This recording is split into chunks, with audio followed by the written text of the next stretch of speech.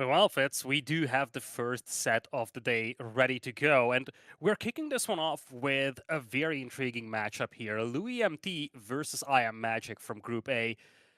You know, you look at these two players, both of them becoming fan favorites. Magic, of course, Canadian, beloved by a lot of people out there, and LoueMT, the true rising star of the scene, who's gotten a lot of popularity recently.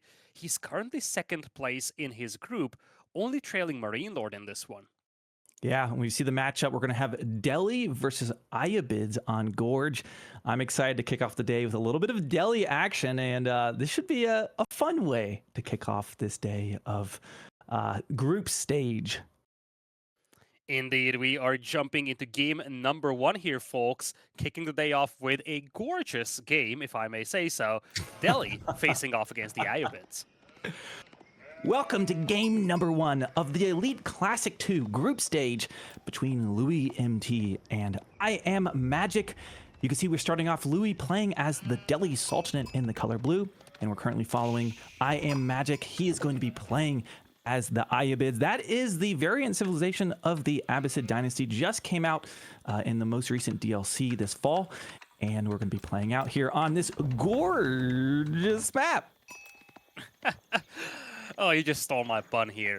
But anyway, Gorge, one of the most popular maps when it comes to the map choices in this tournament, very frequently played, and it's a map that either is very quick when it comes to the length of the game, or usually drags out to super late games. So it's going to be very interesting to see these first 10-15 minutes, because if we don't have a decisive advantage for either of these players built up in that period, we could be in for a long game. And, you know, both of these players, they don't shy away from playing those long games here, Fitz. Yeah, absolutely. And, you talked about, where the map might take us.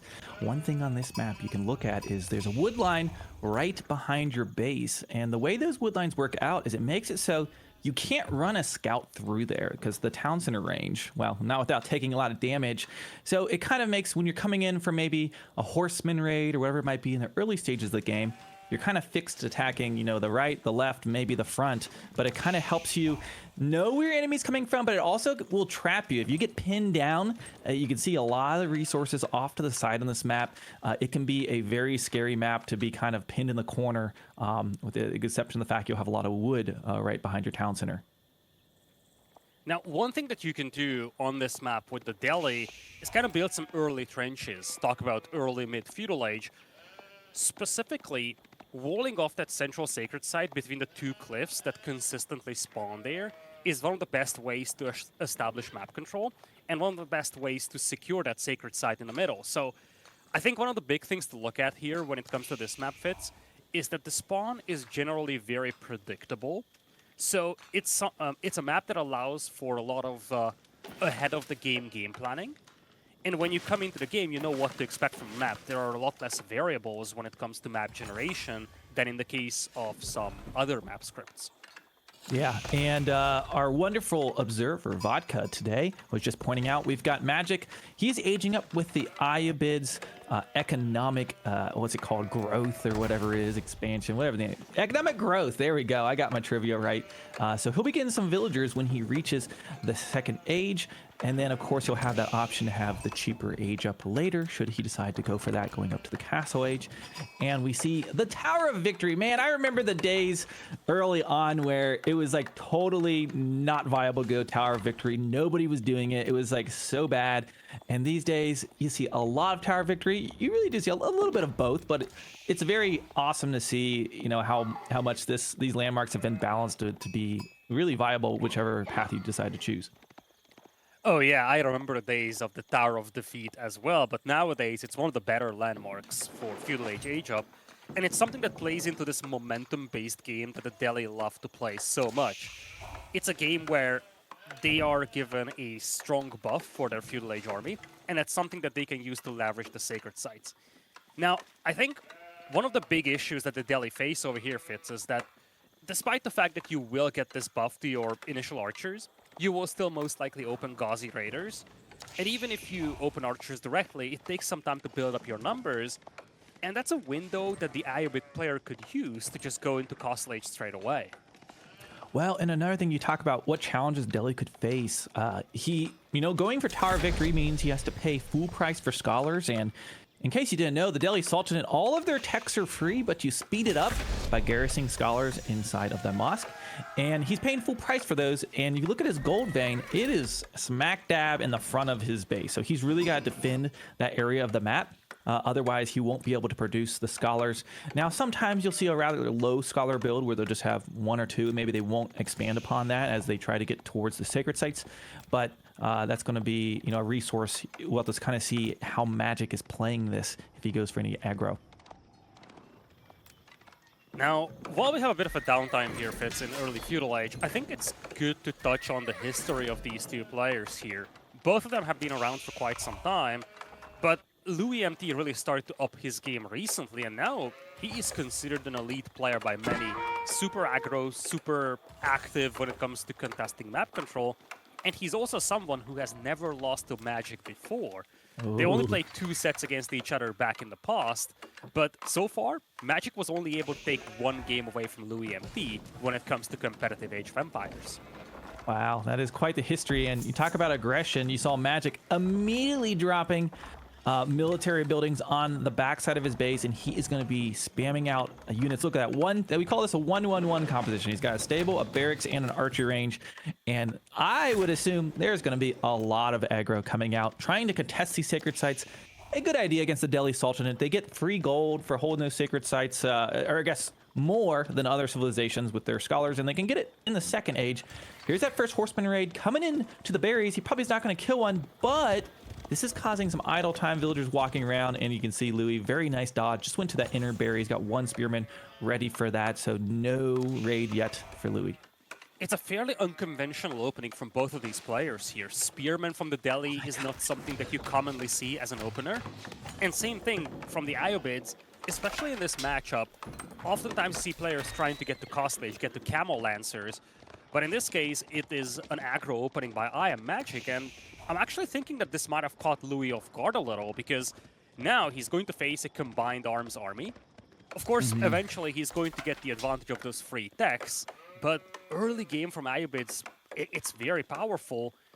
And if Louis isn't able to capture sacred sites, the Iobid economy is going to eat him alive. Yeah, and speaking of Iobid economy, you see him dropping down 4 military buildings. I'm going to be watching his macro very, very closely. You can see a lot of resources being spent because you have to be super precise on how you have your villagers split between food, wood, and gold if you're going to be producing out of 4 military buildings here so early in the second age. But Louis, I think he knows it's coming. You can see his scouts. He's been checking it out. He sees all the units moving across the field. So I think this is going to be a very, very big feudal age battle. Now, one thing to look at here, Fitz, is that Ghazi Raiders in general are great units for the Deli. It gives them a tool to fight against armored units like French Knights, for instance. But in this particular matchup, it's actually a pretty underwhelming unit. It has a higher price tag than ordinary horsemen do. So in this battle where Louis is not facing any heavy cavalry or heavy infantry, these Ghazi Raiders are actually somewhat inferior to the horsemen from the Iobids. And they can be a little bit nullified if you have any camels out on the map, of course, too. Going to be adding in debuffing, not to mention Iobid Spearmen. So that's a good point out. Typically, Ghazi Raider is so powerful. And there's not a whole lot to raid back there. Now, they could become more impactful as the players expand out to the edges of the map. But here we have Louis moving out towards middle. Will we have a battle on open ground? It looks like Magic going around the backside. I think he's probably just going to try to pick off, and that is what he's going to do. He's going for those reinforcements. Sometimes if you can't take a head-on fight early on, your best option, go around the side, try to pick off a unit or two as they're moving across, and that was a very nice free archer for Magic. And it's a big one. It might not seem like it's much. Hey, it's only one archer, but isolating small units and then basically making sure that you have this temporary numbers advantage in the middle of the field is something that you can accomplish so well just by intercepting these reinforcements. Yeah, and speaking of numbers, these players are neck and neck military count at the top of your screen. You can see just about 25-ish units a piece. And Magic, is boxing Louis out from that sacred site, trying to stop him from getting it, and he has done so far. So that's going to be a little bit of a military victory for Magic, kind of positioning. I loved when the horsemen were on both sides. You could just see him out of the fog of war. He knew he was surrounded, didn't know exactly how many units were in the fog of war, and that's kind of a scary feeling. And when you look at the map overall, Magic must be extremely happy with this. And not just because he managed to deny all the sacred sites from his opponent, there is an added element to this. Louis is actually making Gauzy Raiders, and he went super heavy into Spearmen. Magic is going heavy in Archers, and he's outnumbering his opponent quite a bit. So that Tower of Victory advantage is just not enough right now. Louis only has 9 Archers on the field. Let's see what Magic does here. He's trying to get a raid. He's running through right now the horsemen, but there is a tower, so Louis saw this coming. He has precisely enough space. Those towers, they hold 5 villagers, so that's what he brought. That's not going to scare Magic away from torching a little bit, but here comes the army. He's going to get out of there, losing 1 horseman, but the tower is going to live in the villagers as well. You can see on the other side of the map, too, we've got Louis trying to go for a raid, Magic trying to deal with that while going for his own raid, so a lot of multitask going on here. Nice read by Magic. In this matchup where both players use these kind of buffed up berry patches with their own respective villagers, Magic sees that he depleted his own berries, so he's got a pretty good idea that Louis did too as well, probably. So he's going to ping or probe the hunt. And as I'm saying, that there is also a counter raid here by Louis. Nice interception on that 1 lumberjack. But yeah, raids are intensifying on both sides over here. Both of the players detaching the cav and then trying to intercept some villagers. Yeah, that was a nice clean raid there for Louis. And he's going to be chased, but he's going to get away with that. Magic just keeps poking in on those berries. And, well, the berries are gone now, so not much to raid there. So maybe he's checking out the western side of the map to see if anything's going on, but he'll learn there's nothing on those berries. So for now, Louis gathering on the deer on the south side. And we're kind of in this this raid part of the game. It doesn't look like they're looking to take any super big head-on engagements. Army's positioning in the middle. Magic coming in for another raid. Gonna get a... Oh, does he get the villager? They've padding. Oh, man. Within those buildings, I think that villager got away. Absolutely crazy. I can't tell if they have textiles. I'm not sure if it's on the UI, but for now, villager's going to be moving to the northeast woodline. Lovely raids on both sides here, forcing some idle time, but both players reacting quickly and pulling the vills. Now, as this raid was happening, one thing I was looking at, first of all, we're looking at these villagers getting harassed quite a bit. Quick reaction by Louis forces them back to the tower. Textiles. Yeah, so one of the things I'm looking at here, Fitz, is that Louis is still on just 1 blacksmith. So he's kind of slowish when it comes to getting those blacksmith decks. He's got 2 of them, but that's something that Magic was able to get himself. Yeah. I feel like if Louis had a second blacksmith a little sooner, he could have had some sort of an advantage when it comes to the blacksmith decks.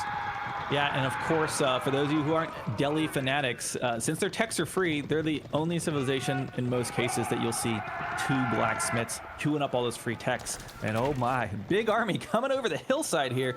The cinematic moment. Let's see what happens. Tree line kind of in a weird position. I guess kind of favors archers to be on the other side. And they're thinking about it. Will they take a battle here? I think Magic's just trying to zone those sacred sites. But Louis was able to grab the one in the middle for now. Louis doesn't see the full size of Magic's army because of the forest. For the time being, a bit of a skirmish going on here in the middle part as Magic is just going to shift down.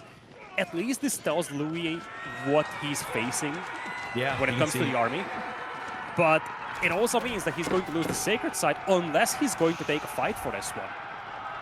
Yeah, and if you look at the numbers now, Magic really considerably ahead. You can see 75 military count versus the 60. Now, you got to account for some Tower of Victory, of course. But this is the stage of the game. It really looks like Magic is starting to just... His economy's taken off. His military is getting bigger and bigger by the moment. Here comes another raid. Battle going on in the middle as well. Okay, looks like we're gonna have our first major engagement of the game. Archers trying to pick off Spearmen, a little bit of back and forth, but looks like they're both going to turn around for now, not going to continue that fight. Villagers, thanks to those textiles, going to be staying alive for another day. Horsemen unable to get a raid. Yeah, I love how Magic is still active with his cavalry, as we do have a bit of a raid coming in from Louis as well on the northern side of Magic's base. A couple of Gauzy Raiders looping around. But yeah, so far, Louis kind of grouped up his cavalry with the rest of his army. Hasn't really been raiding up until this point. Whereas Magic split off his cav, and that's a lovely find. He actually finds the low HP villager to maximize damage output here. Yeah, nice little raid. And if you guys haven't noticed yet already this game, common theme here with pro players, 3 or 4 horsemen chilling on the side, going in for a little attack on villagers, and they back off to the corner, and they come back, and it's like, it feels like on a cadence, they are coming back into raid all the time. So if you're looking to improve your gameplay, you gotta try this strat out. But of course, they make it look easy. It's a lot harder to do when you're managing everything if you played Age of Empires. Could be a nice ambush opportunity here for Magic, hiding behind the forest. I think he knows fully well that Louis cannot see him. Yeah, well, he sees him now. A lot of Deli archers there, and you got to kind of watch out for them, of course, with that Tower of Victory, giving them some additional attack speed. Magic's even got some camels in there for some debuff on the Ghazi Raiders. I think he was like 1 though, so he could pick that off pretty easy with the archers. Louis starting to look confident, pushing forward. Oh man, Magic being pushed off his wood line. And yeah, if you stop the wood gathering, that's going to stop the military. And here we go.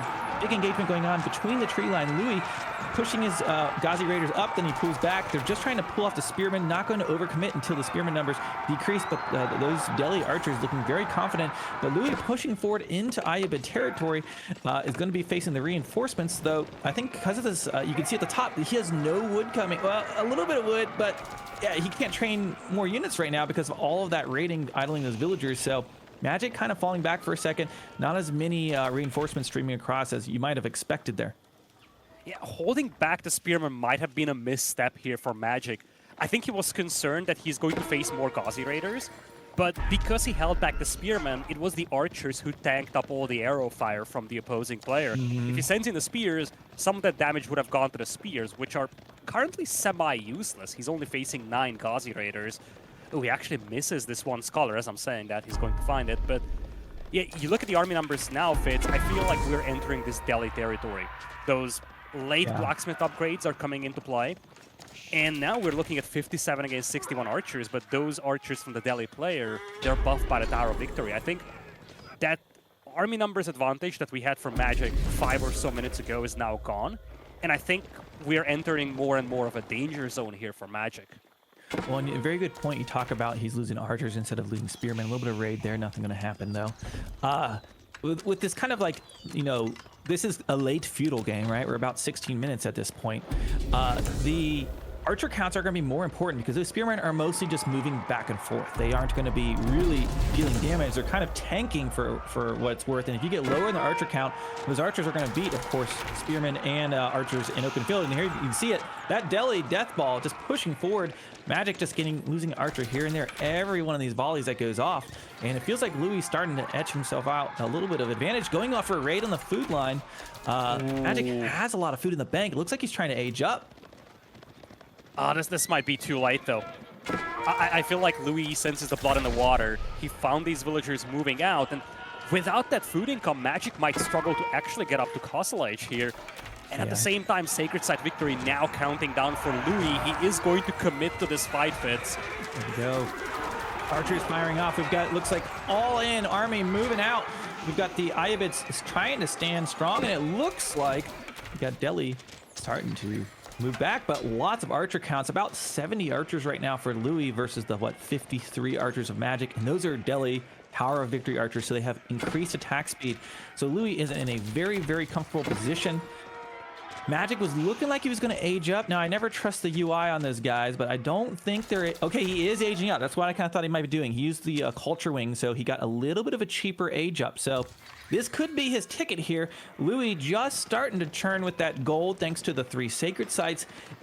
This could be a little bit longer game than we thought. It was looking like maybe Louis would super commit, but he's backing off. Magic is aging. He might have saw that as well. And I think we're going to be going into the Castle Age.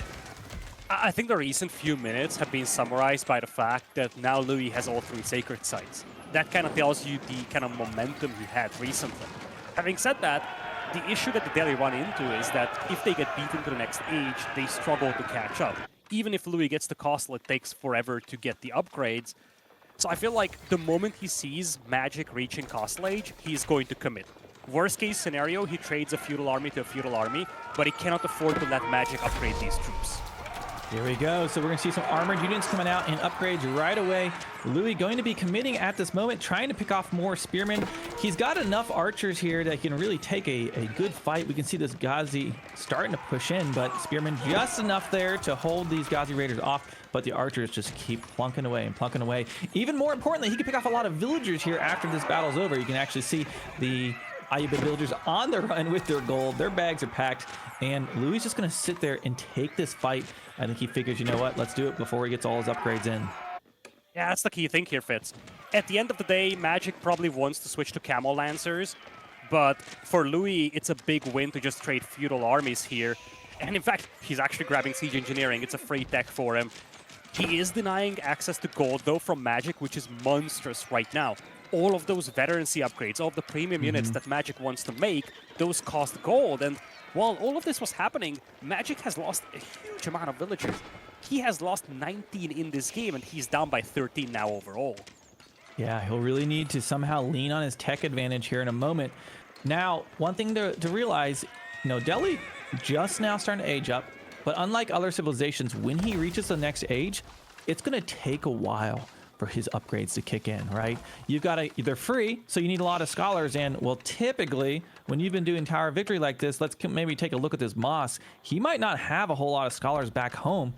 Let's see, and none inside right now. Now he's trying to go get the relic, so he's got a decent amount. I see like 5 right there, but they're going to be out grabbing relics at first to try to secure some gold, but it'll take a while for his veterancy upgrades to come in while Magic's going to be fully upgraded. So Magic starting to take the sacred site. We can see Louis kind of positioned, moving back. He knows he's aging up. Usually when you're aging, you don't want to be attacking in a lot of scenarios.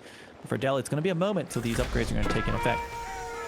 Yeah, in these scenarios, the Deli player prefers to go for Men-at-Arms or Lancers, simply because those units are Castle Age upgraded already. Eventually, he's going to get the upgrades for the Archers, and to be honest, I'm not the biggest fan of him queuing Lancers, because he's facing IamMagic Spearmen. It could work, but I would have personally preferred Men-at-Arms for LoueMT here. It would have been a unit that counters everything that Magic has right now, and... Whoa! Huge Wololo! Oh my god. Let's go! It's actually huge, because it means that the Scholar survives, and obviously for Louis, this is where his momentum shrinks a little because of the lack of upgrades. But if he's still able to hold some of these sacred sites, if he's able to bring in some of these relics, that's huge for him. That's exactly what he needs. He is lacking gold very badly, though. Lost some of the sacred sites, doesn't have the relics yet. He's floating a lot of food and wood. But you can definitely see that his eco was tailored to mass-produce archers. And now that he is switching to Lancers, he's somewhat struggling to maintain production. We got Wolo coming in, and that is just a distraction Wolo. Just as we clicked on it, that's what happens a lot of times with the players. You got to kind of sense they do these distraction Wololos. Look, he's got so many archers, he's actually able to take out these knights. Look at that. He just has so many of them. He took those knights down with archers. IamMagic's still not upgraded. Look at that upgrade in the top left. Not even half. So he's got another minute 30-ish to these come in. So Magic starting to bring the pain. We see several Deli villagers going down. Now, Louis doing a good job of securing himself. Looks like 3 relics, so that's going to be nice as far as the gold income goes. But Magic really starting to get some momentum again. He has been struggling with food. I actually saw his food hit 0 several times, but he's back on those deer. No raids really threatening right now, although I see on the left side, maybe that's a raid moving in on the mini-map. We'll see those deer. He really needs this food, and he kind of senses it. Yeah, what Louis could do is detach some of his Lancers and hit the eco. Ooh, this is a very much dead Scholar. But you look at Magic, he's got a very slow-moving army right now, almost exclusively archers. Even just a handful of Lancers being sent to Magic's eco could do so much damage. Magic going for another raid out here on the food. Okay, villagers on the run. Raid coming towards the Magic's deer, it looks like. A few knights, not just, I mean, that's a good, healthy amount of knights. Okay, he's going to need to actually send something to deal with that. And we see what? He left that relic? Oh, maybe nice find. Oh, man. Big raid right now as we see the Deli Lancers are just bringing the pain right now to Magic. And there's a 13 eco lead here for LoueMT. He has enough stone for a keep, and the village fortresses are halfway done. Once these keeps go up, Louis is going to start booming away with this game. As I'm saying, this might not be once it goes up, but if it goes up, because you have a lot of archers right next to that keep. Magic isn't noticing, or at least he hasn't noticed so far. Now he's sending in the archers, but while doing so, his crossbows are being intercepted, his villagers are being shut down. He's down to just 230 food per minute, Fitz. Oh man, and this keep might not go up. That's a lot of archers. Oh man. Oh no. No keep for you, and that's going to be huge. You have a lot of villagers invested in that. We see right now the Volo getting stopped. Villagers absolutely rinsed by the Deli Lancers. This game is chaos. Look at the worker kills on both sides. A lot of casualties.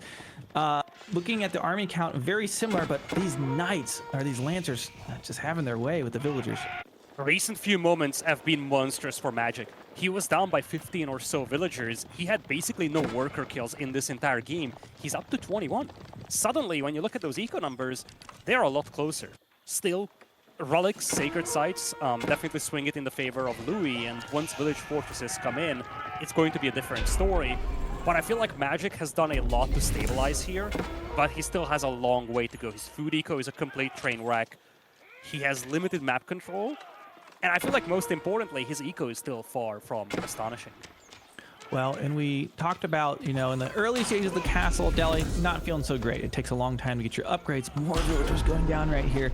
But as we reach this kind of mid-castle game, Louis, he's just got every upgrade queued up. So those are going to be coming in over time, and that's really going to help Deli out, not to mention the village fortress. You can see a minute away, he can start training villagers from those keeps, and that is absolutely massive. Lancers back here going for some more raids. There are some spearmen and crossbow. Looks like those are pretty low HP, but still going to survive for this fight. Yeah, army numbers that even, villager counts that even, overall resources, when it comes to the income, it's still better for Louis.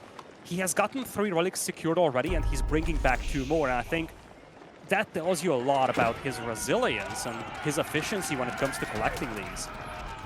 Archers facing off here in middle. A few man-at-arms doing a good job at soaking up some of that fire if he's attack moving and not... We got a manga now on the field. We got a siege unit. Here we go. Those archers are going to be a little bit scared of that, so that forces Magic to retreat. That lack of food income is haunting Magic so much. Still just 220 food per minute. And I think Louis is realizing that there is blood in the water. He's realizing that his opponent is struggling for food, and Magic is not reacting to these hunters being raided. This might be it, Fitz. Losing all these villagers is almost the game. That is a ton of... I mean, how many villagers there? 10? That's a lot of villagers. Oh my lord. Damage. He's not reacting. It's that ghost raid. You're getting so many pings. You don't know what's going on. All those villagers are dead. Oh my god. Deleted from the map. And with that, that is going to be the game. The Deli Sultanate taking the victory in what was a very back and forth, exciting game number 1 here of this group stage of the Elite Classic 2. What a game here. So many intriguing details about this. Not a usual build that you see from the IamMagic that Magic went with. I kind of had this feeling that he tried to fight fire with fire, just going for essentially the same composition and trying to mirror the Deli players' moves. But at the end of the day, that simply did not work out for him. Silver lining is that he had some really good moments in this game, so it definitely feels like he is going to be competitive in this series, which I think is important when you consider that he's never won a set against LoueMT back in the past. Yeah, absolutely. Oh.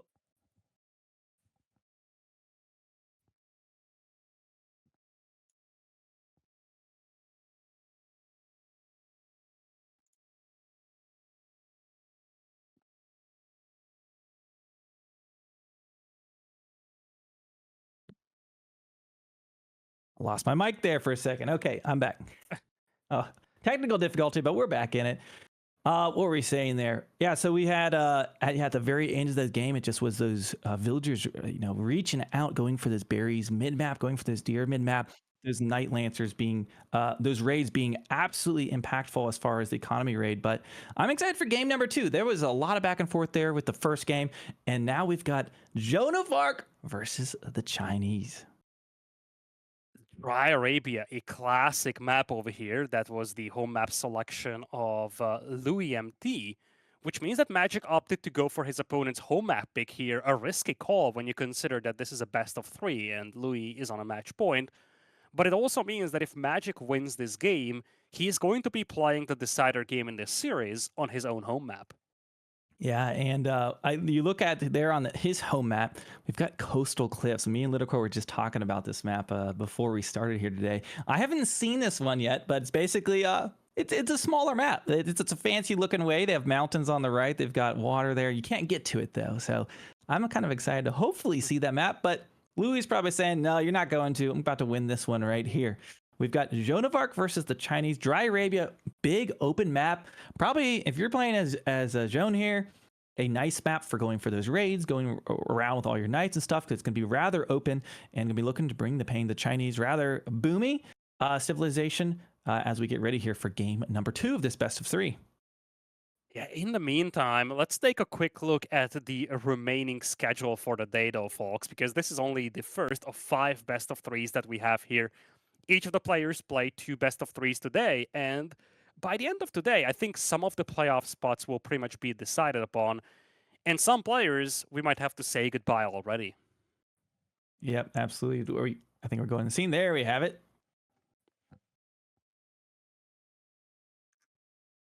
Okay, so in Group A, you see right now we've got Louis versus Magic. Coming up next, we're going to have Vortex versus Demu. That's going to be a best of 3. Should be a fun game. We've got a 17:30 GMT. We've got B versus Wham. Then we've got Beastie Cutie versus Anoten. And last but not least, we will have Marine Lord versus Vortex. A huge day of this. And by the way, I want to remind all of you, while we have you as a captive audience, there's going to be another stream tomorrow. And for those of you maybe in the US, we've got daylight savings time coming up. So make sure you get your clock set, get those alarms correct. Hopefully all the casters will show up on time, because you do not want to miss this weekend of games. It's going to be really, really great fun. I gotta say, for any producer in esports, daylight savings is the biggest nightmare that they can encounter. Everybody loses track of the time, especially because it's 1 week earlier for the US, 1 week later for the EU. So everybody's like, okay, when do we start? But yes, indeed, make sure you tune back in tomorrow, because tomorrow we will see the conclusion of the group stage. But before that, we still have quite a few sets to do today, as we'll be heading into game number 2 between LoueMT and IamMagic. Welcome to game number 2 of the Elite Classic 2 group stage. We've got LoueMT versus IamMagic. You can see Louis up by 1 right now, looking to clinch this series. Joan of Arc for LoueMT here in the blue. On the other side, IamMagic going to be playing as the Chinese in the color pink. And we are on Dry Arabia, a nice big open map as the scouts are out trying to grab the sheep. Chinese versus Jeanne d'Arc, not something that you super commonly see on this map. Jeanne d'Arc, it's a fairly straightforward civilization. It's definitely something that's suitable for Arabia, but in a competitive setting, players often reserve this civilization for more specialized maps. And Chinese, you look back at the early days of AoE 4, and everybody was like, oh yeah, Chinese are just junk. No one would ever use it on an open map. How the turns have tabled here, Fitz. Now we're looking at Chinese being used on an open map like Dry Arabia in a competitive setting. Yeah, well, you need to just talk to, Crackety and Ozzy Drongo. They're playing Chinese every game, every map. It doesn't matter what, and they would have all the Dry Arabia strategies for you. But Louis, of course, playing a unique civilization. This is Jeanne d'Arc. This was released with the expansion this fall, and it is a variant of the French civilization. We got several variants of their base civs. And with this civilization, you specifically have a hero, and she's there right now, gathering from the sheep. You can see getting a little bit of experience. Maybe you can zoom in there on her. And over time, going to be becoming a powerful warrior out here on the field. And definitely an impactful part of this civilization. Yeah, looking at the sheep haul real quickly, decent collection for Louis. Maybe not so much for Magic, nothing too bad, but obviously when you look at these two civilizations, both love to have their extra haul of sheep.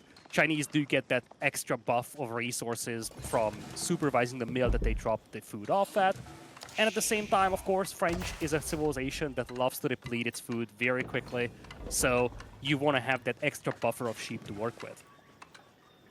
And as you can see, using Joan of Arc to build the landmark and just has one extra villager just to speed it up, but that's going to be basically timing it so she's able to level up as she's hitting that next age, Imperial Academy for the Chinese. So we're moving up to feudal. Now I'm looking at where some of these resources are on the map right now as we think about where they might expand to. And of course, as you know, the middle stages of the game becomes really important. The deer kind of in a forward spawn, it looks like, for Joan of Arc. Obviously, you have deer kind of there in the middle and off to the side.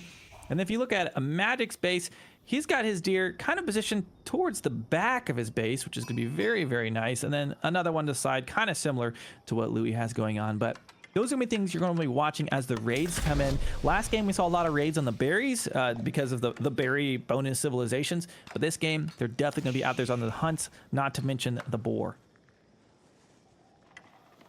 Bill of Cavalry being built with 2 villagers here. Nothing out of the ordinary here for Louis. But you need to take a look at those lumberjacks there. He's super heavy on wood. So we expect to see additional beings dropped when he hits feudal age. Could be a second town center, could be a range immediately.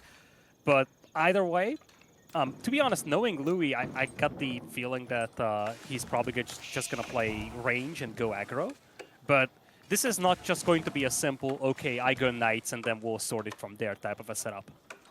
Yep, and you can see Chinese just staying on the sheep for right now and going to be bringing some of those sheep back home there for the scout as the School of Cavalry is just about done. We've got Tang Dynasty. I remember when we had Tang Dynasty just like gigantic in the middle of the screen and anytime we were casting Chinese in the early days. Oh yeah, those UI elements were fun. Anyway, okay.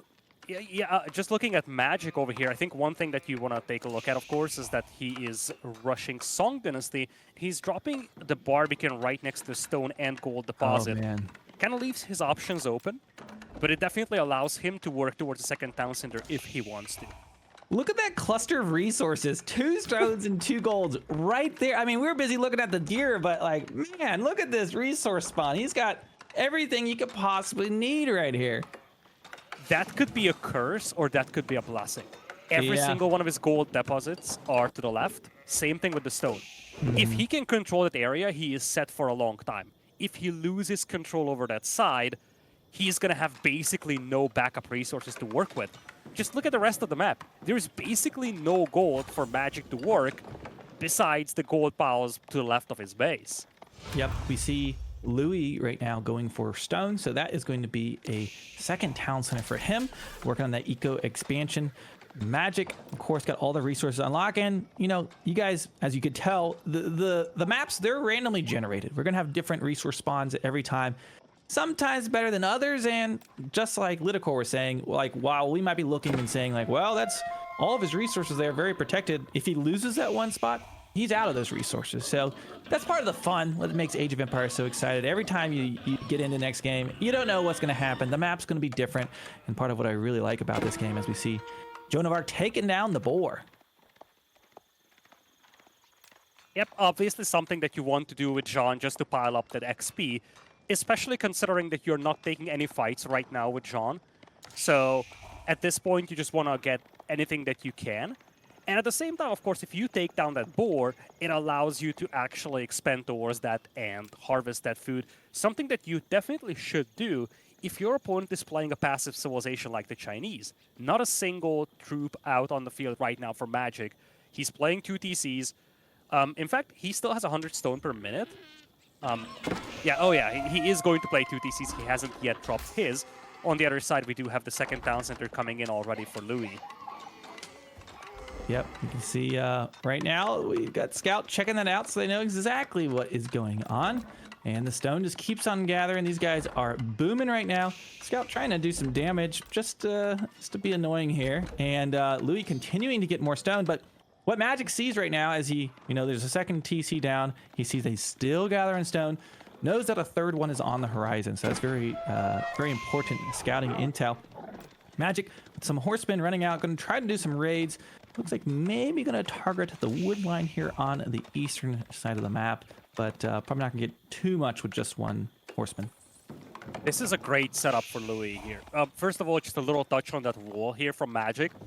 Gotta love that you limit the rotations of these knights. Makes it a little bit more difficult for Louis to do damage with those knights.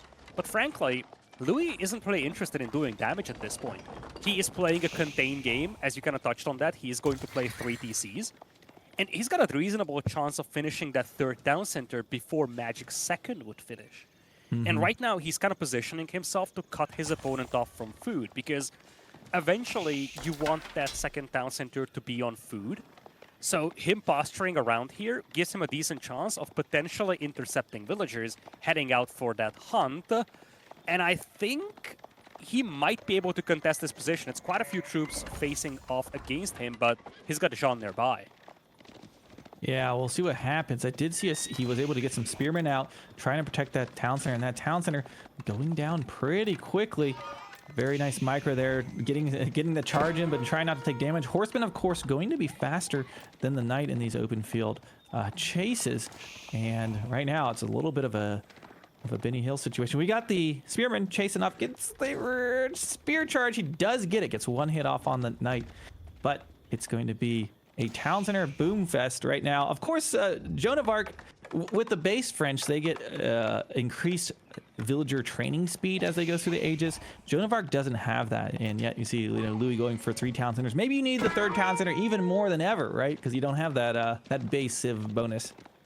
Yeah, it's tricky, right? You are going to have 3 TCs for Louis, but Magic's town centers will be working a lot quicker with Song Dynasty. So at the end of the day, this is going to be a kind of similar setup. Losing Jean over here is going to hurt, though. Nice little snipe to at least take out one of the horsemen. But eventually, especially if we have a couple more horsemen joining up, Jean should be picked off. Knights are rotating, though, and I think Louis might be able to save her. We will see. Not looking very good for Jean. Gets that shot off, but not before. Oh my lord! Down. Oh, man. That was a one-hit game. I think if he kills that horseman just a split second before, then the scout cannot finish off Jean. That's really good value here for Magic, and you gotta love how Magic is approaching this. I really love the game plan here for Louis, playing this very aggressive DC booming game. But at the same time, Magic, he understands how he needs to play this game. He needs to limit the Knight's rotation, so he's dropping walls. He needs to play heavy into the eco, but also try to snipe Jean, and so far, he was able to accomplish all of these. Yeah, Knight's trying to take out the scout as the spearmen are chasing right behind, going to be pulling off one low HP Knight, and Magic starting to pump out, a few troops here, and, I think Louis approaching this in a smart fashion. The Chinese are going to be dropping a 2nd, maybe even 3rd TC, and if you are just relying on, okay, I'm going to open military heavy, I'll go for raids, it's a gamble, right? It might work out, but it might not. For this one, he gets kind of set the pace. He knows, China's going to be sitting back a little bit at the beginning of the game. He's going for his own boom, and Louis right now is just enjoying those 3 TCs. Yeah, looks like Magic is going to double down on army production here, though. He is not thinking about Castle Age. Instead, he's going heavy on the Jugenu and the Spearman. Some of these Jugenu will be intercepted by the Knight. This is giving vital info for Louis, though, who himself is starting to wall off. Now, I don't know if he was planning to go Castle Age here or just double down on Feudal, but this is where the Chinese build-up can be very dangerous. You do have the ability to supervise those production buildings and start bumping out these infantry units very quickly. Yep, and we can see all the military buildings. Chinese right now pumping units. Here they come, and he's got walls, and as he gets those walls off, it's going to protect him from these little raids that keep coming in. So Magic looking like he's going to be sticking this out here in the feudal for quite some time more. Louis not really banking a whole lot of, food and gold right now either, so it's going to be continued here as this kind of the stage. Sometimes you try to see them sneaking up the castle, but Magic's starting to get aggressive for the first time here. He's trying to snipe out that scout to limit the vision here for Louis, as Louis does have Jean back on field, so Magic is going to think twice about this. Both players kind of entrenched. Essentially identical economies between the two. Blacksmith upgrades are looking a little healthier for Louis, though. This is a curious choice from Magic. Gotta say, probably was a misclick. Sent a couple of those Jugenu into their death, giving valuable XP to Jeanne d'Arc. Is that wall completely complete? I think he only has a gap in the middle right now. And he's kind of built a funnel like this where his units are coming. So not a huge deal. He's going to have to maybe send some spearmen back there. Now he has retreated back to home. And yeah, look at that. Magic is about to age up. Look at all those resources. When he stops pumping units, he's got plenty of resources. He's got a full wall. He's got everything he needs behind these walls. He just needs to go out for now. So he's going to be chilling, head up to the castle age. Louis has been investing in military, maybe a little bit scared as Magic was starting to push out. We'll see if he could very easily, you know, go up to the castle age as well. You see the income per minute if he holds off on producing units. But for now, Magic going to be sitting back, and he kind of probably will have a suspicion of like, what is he doing here? There's an unfinished wall segment that could be taken out. But it looks like Magic will be given an opportunity to finish it, and these walls are coming in clutch.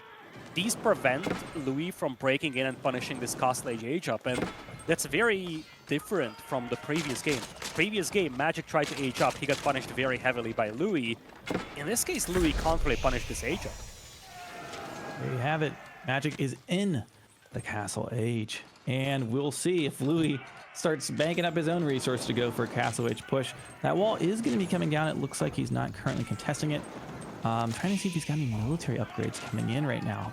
It doesn't look like he's getting his ranged armor against his archers, so that'll be nice.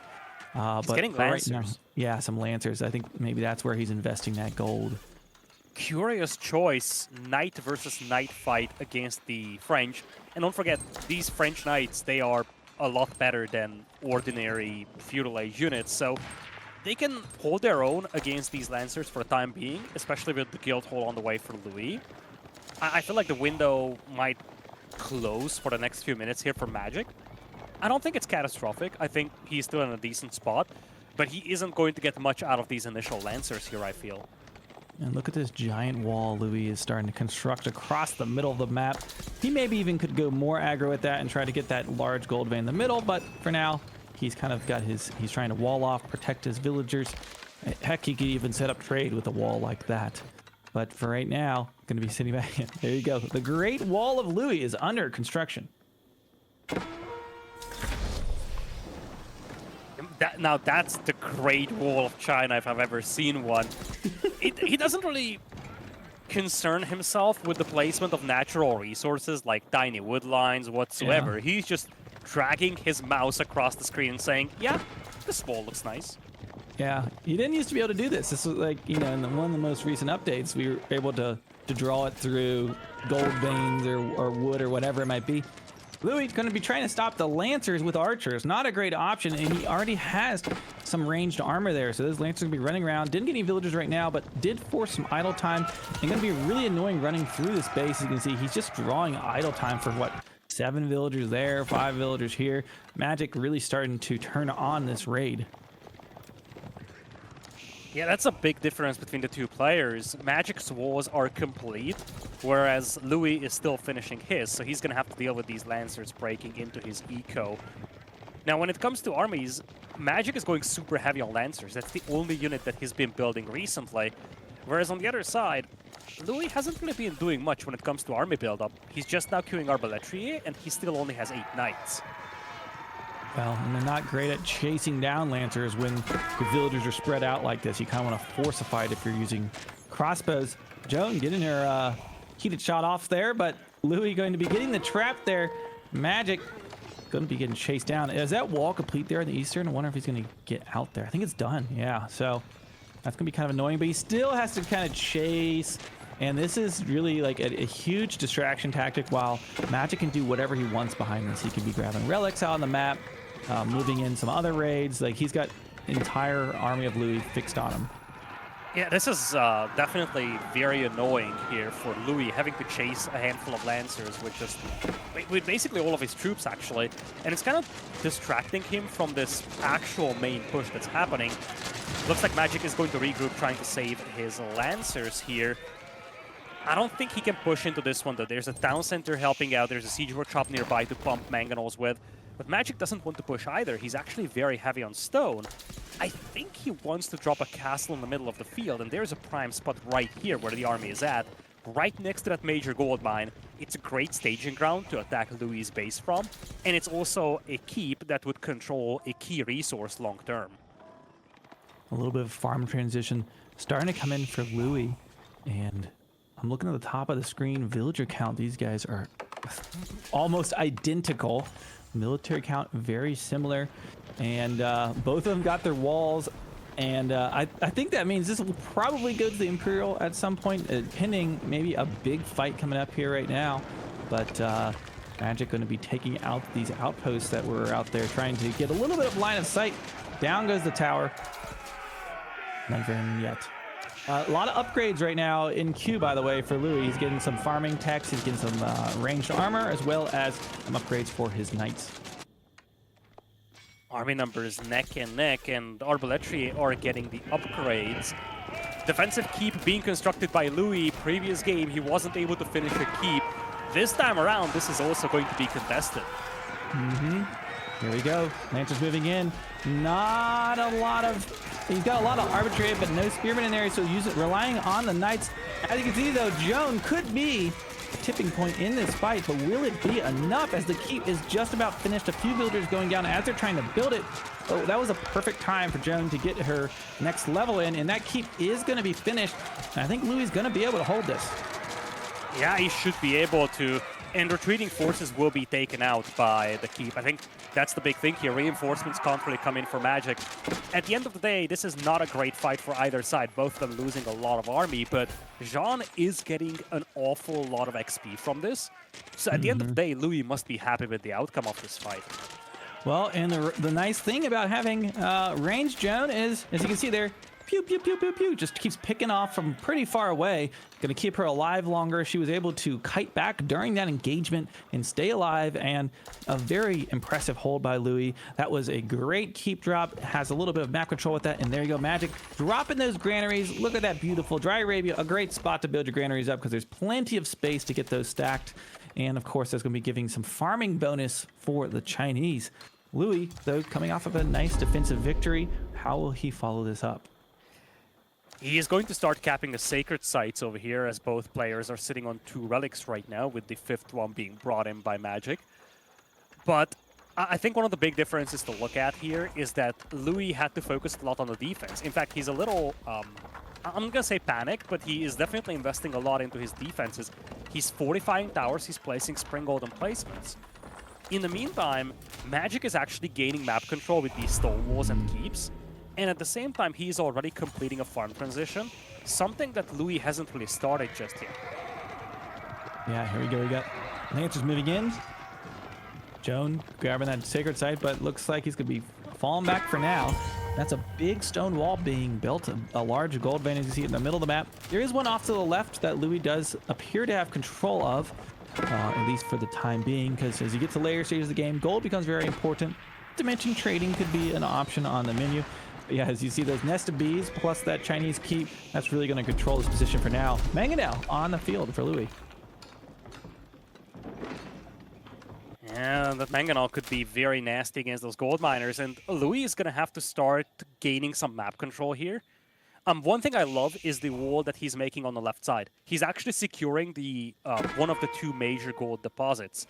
And I was just about to say he needs to start getting these gold deposits for himself, because we're entering the stage where large gold deposits will be the ones deciding the outcome of the game. And we got Siege positioning here, Nested Bees versus Mangonel, but the keep really going to be doing a lot to protect. Chinese keeps, of course, pack a punch. You don't want to sit under those for too long. And he's got the stone walls kind of protect his western flank. Look at this beautiful farm setup for the Chinese. He's got gold operations in the middle, so the Chinese economy is booming just great right now. Louis has 2,200 gold in the bank, so going to be getting a few more upgrades right now. And I was looking, yeah, he has it. I was wondering if he grabbed from the guild hall, but the guild hall still has resources in it, so going to be slowly building up some gold. Yeah, but he's not building up food. He's down to 500 per minute. We kind of touched on this a couple of minutes ago. He didn't really complete the farm transition. He needs to do that right now, and you can see that at his wood income. He's up to 2,000 per minute. He needs to get a bunch of wood to afford this farm transition. That needs to happen quickly. That farm transition can quickly shrink his momentum, especially given that he was trying to play in the horseman. Ooh. Springald and Nest of Bees would just take that Mangonel out as a freebie. I feel like Magic has a very nice window here where he could punish his opponent for not having adequate food income. Yeah, and now with, you know, a Springald Tower, a keep, he's kind of won the first siege engagement. He could start to really build up his siege forces to put him in a nice spot, but I also wonder if he'll try to go up to the Imperial Age soon. Has to be on the horizon. More farms coming down. Oh my gosh, that food per minute is just crazy right now. Almost double that of Louis, as we mentioned. And now trying to take out a few of those villagers building the stone wall. So that stone wall, like, kind of protects that gold on the left, but not a huge one to be super consequential. Arbitrary going to be keeping the Lancers out for now. And it looks like trenches have been dug, and it's going to be Louis who pulls the trigger first. He's going to look and try to age up to Imperial. I actually wonder if he's going to go Red Palace here. There is so much value in this middle of the field with both of those major gold mines being there. I could see College of Artillery working as well, but Red Palace, definitely an option for him. And you are exactly right. There it is, the Red Palace.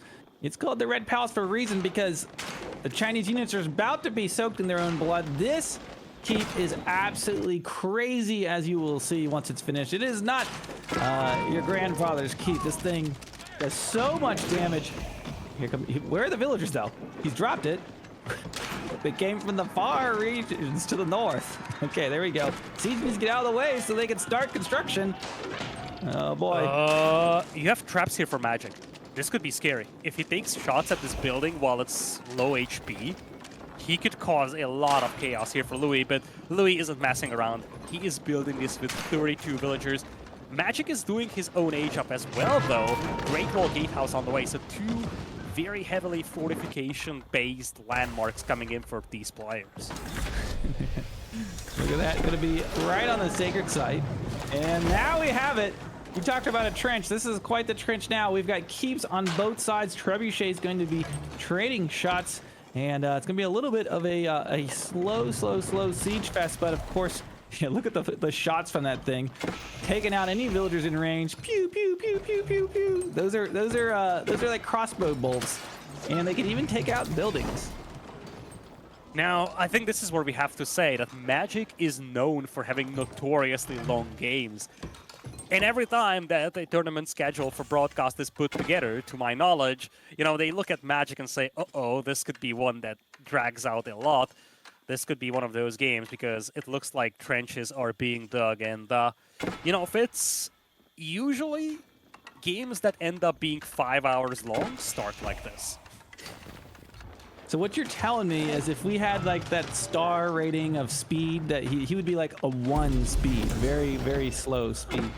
Well, it's not the speed. It's like willingness to come out of my base and actually win my game is probably a better description. Yeah, and Magic continuing with the stone wall building, and here in the middle of the map, he's able to actually still gather from that gold. I kind of wish that if you're rooting for Louis here, you kind of wish that keep was just like a little bit further south so that he could reach the other end of that gold, because ultimately he's still able to gather from it. Trebuchets are just going to endlessly siege, and that's going to cost him villager seconds repairing. It's going to cost him resources repairing. As you can see, the Springolds right now getting repaired by the Chinese villagers that are right there ready to go. Look at the eco from Magic, though. This is going to be tough to match up against. 3,000 food per minute. Magic is banking up resources like a madman. At the same time, however, LoueMT is playing the French. He's actually gotten the trader upgrade, so he's ready to trade.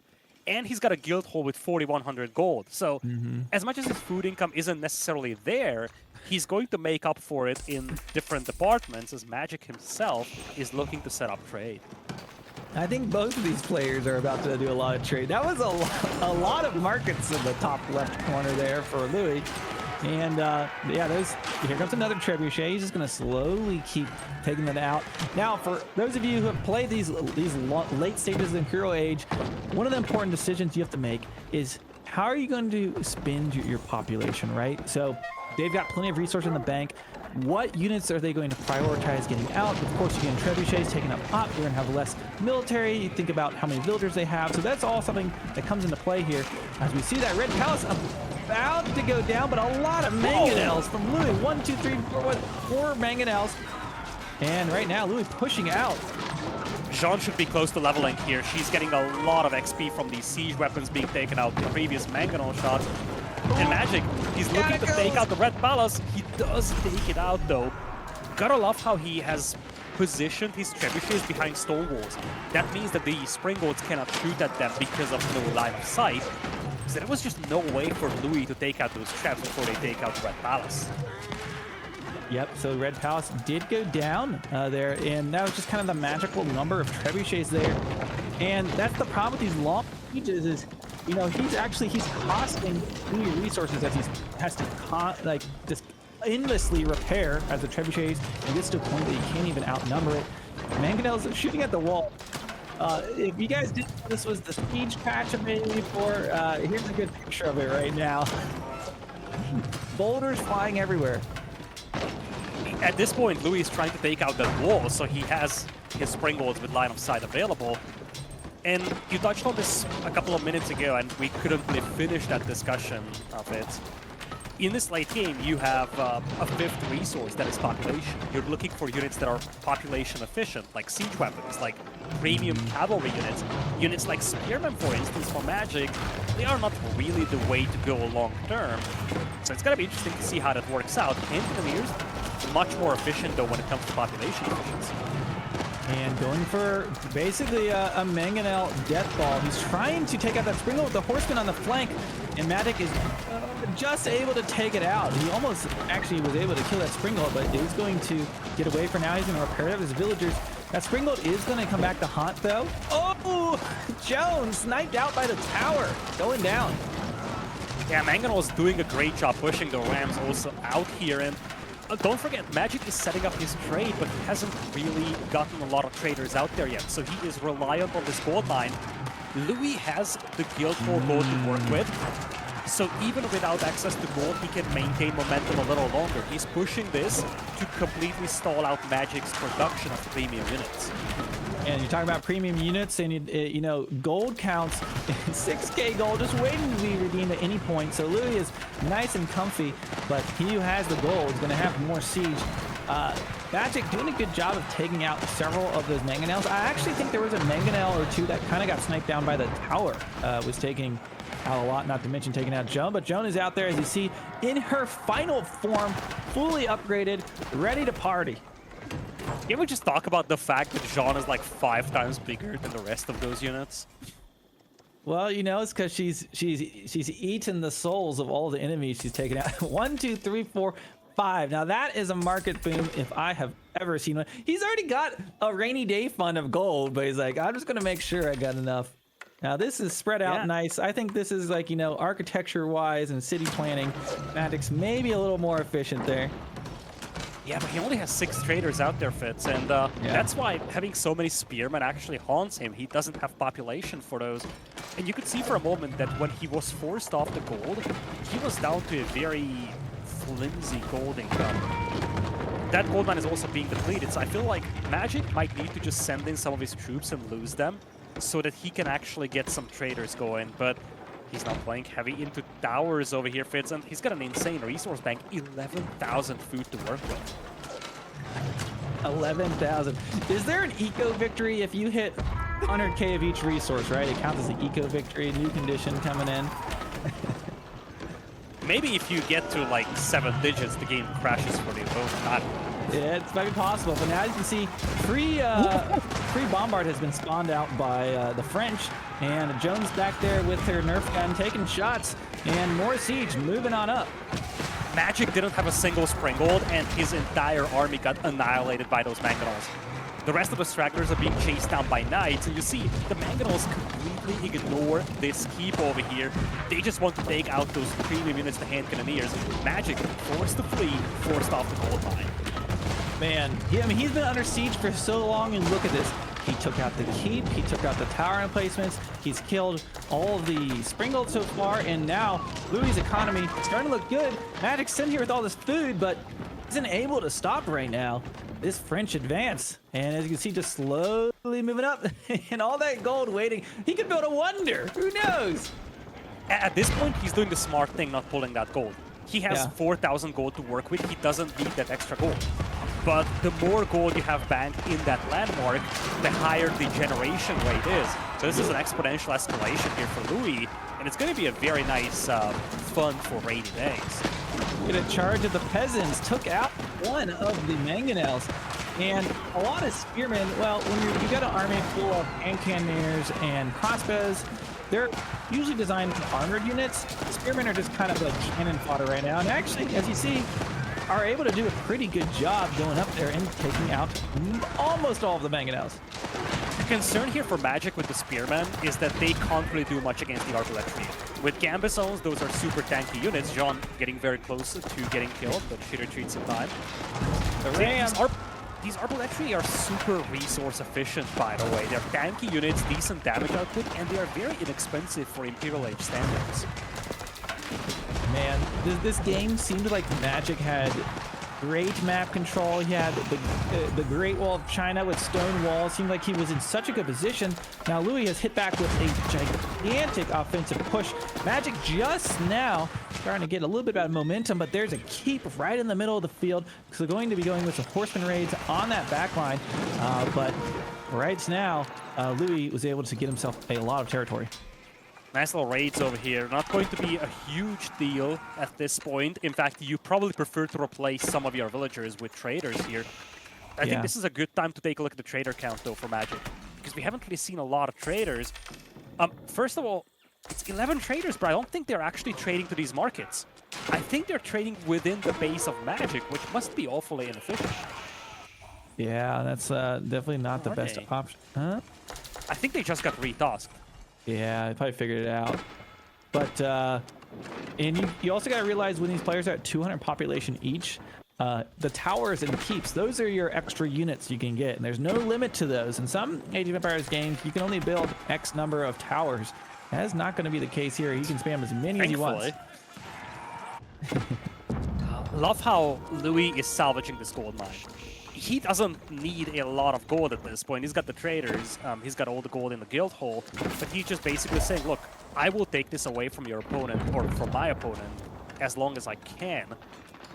And, you know, we haven't really seen a lot of momentum for Magic recently. He actually used up a lot of that massive food bank he had.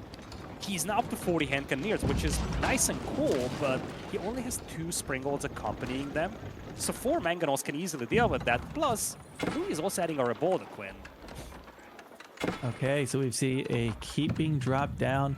Magic holding for now, but I feel like the walls are closing in. And while he's trading off the east right now, if Louis starts trying to run horsemen through the raid, you know, how is that gonna end? You see he's down to palace. He's to the inner reaches of the keep as far as this building is concerned, right? This is a very nice scenario. He's got his stone walls on the distant, you know, outskirts of the land, and then you back up. You got the inner keeps. He's got his wooden wall. He needs a moat. They need to add moats in AoE 4. Just we need more static defenses. Fun fact, Louis can take the walls that his opponent left behind with the hand cannoneers that he made. So at this point, counterattacking is going to be difficult over here for Magic because Louis can just take these stone walls with them. But one thing that Louis is doing is adding cavalry.